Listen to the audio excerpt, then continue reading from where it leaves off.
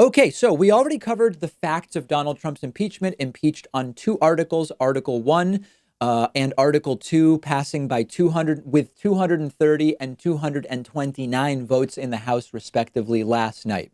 Now, there have been predictions for a while that getting impeached would transform Donald Trump into the most erratic version of himself. And those predictions have come true. He was in rare form yesterday, tweeting all day. The White House said he was going to have a busy day working. He tweeted all day, dozens and dozens of tweets, endlessly, some misspelled, many with random capitalization of words in the middle of sentences, all riddled with erratic, unhinged lies. It was not a good day for Donald Trump. By the time he showed up at a rally last night in Michigan, I don't have video today, but check it out, redder than we have ever seen him, falling apart, coming unglued, seeming to have those the shush problems, Jerusalem and all that stuff. A really very strange rally last night. Trump tweeting to kick things off yesterday morning. Can you believe that I will be impeached today by the radical left do-nothing Democrats? And I did nothing wrong. A terrible thing. Read the transcripts. This should never happen to another president again. Say a prayer.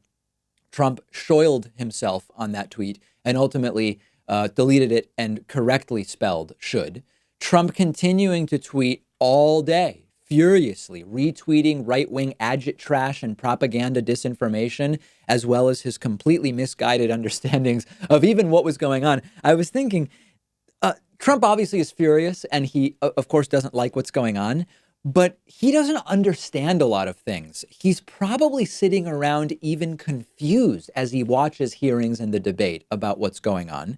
But remember, impeachment is not a normal thing. Only 3 presidents, including Trump, have been impeached. Donald Trump's behavior is not the behavior of an innocent person.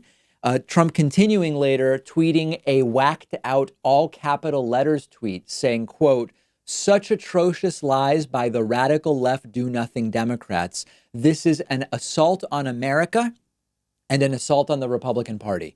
Now, this is so funny. The upside of Trump tweeting in all caps is that it prevents him from erroneously capitalizing words randomly, just the first letter, as he typically does in his tweets. You solve that problem by going all caps. It unfortunately makes you look even more erratic and unhinged.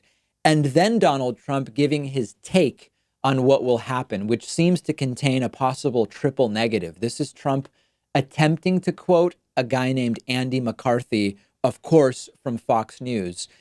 Can anybody parse the grammar here? Trump says, "In the end here, nothing happened. We don't approach anything like the egregious conduct that should be necessary before a president should be removed from office. I believe that a president can't be removed from office if there is no reasonable possibility that the Senate won't convict and remove the president. Can't be removed if there is no reasonable possibility of the Senate not convicting." Maybe my English is my second language, I admit, but something seems a little wacky with those negations. This probably gives you a sense of what was going on yesterday. An erratic, unhinged, and maybe even scared individual. This is a historic presidency. We've seen everything from Donald Trump pushing world leaders out of the way to be up front during the photo op, to seeing Donald Trump hand draw with a Sharpie a more politically convenient weather map for a hurricane, and all sorts of corruption, cronyism, and bribery in between. I do have to agree with Donald Trump in one sense. This never should have happened, in the sense that it shouldn't have been possible for this to happen, in the sense that Trump never should have been president to begin with. But that ship has long sailed. This is where we are. Innocent people don't go crazy like this. He's going crazy. This is the meme of old man yells at cloud personified on Twitter every single day. And once again, I'm not being negative or positive. I'm just being realistic.